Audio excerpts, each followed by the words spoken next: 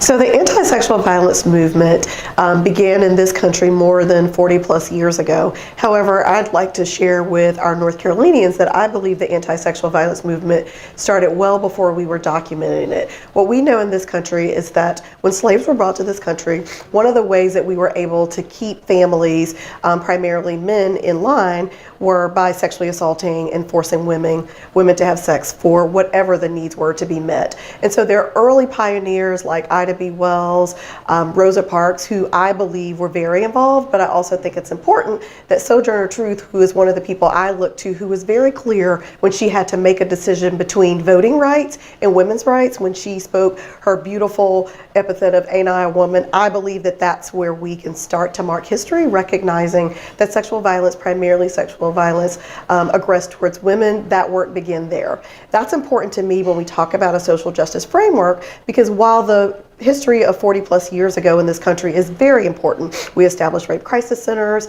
we established funding, and many people will point to the first woman, who I actually believe was here in Illinois, needed a sexual assault advocate, which we didn't have that word then.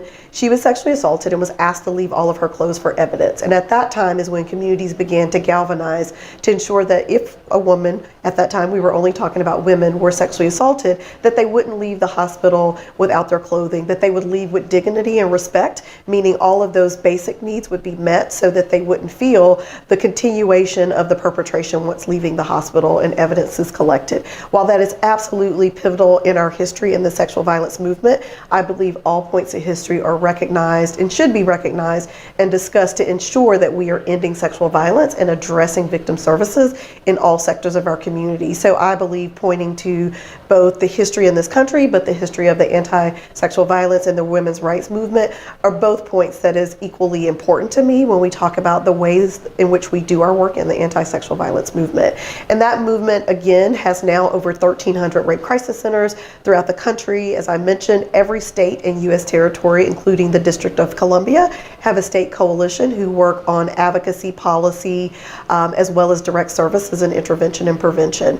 And so all of that culminates to, I believe, what brings us to today. And I believe today we are going back to our natural history and looking at what needs does every survivor need, but also what needs does every community need to ensure that we're preventing sexual violence from the first time of perpetration. We want to ensure that we're ending any perpetuation of violence in our culture.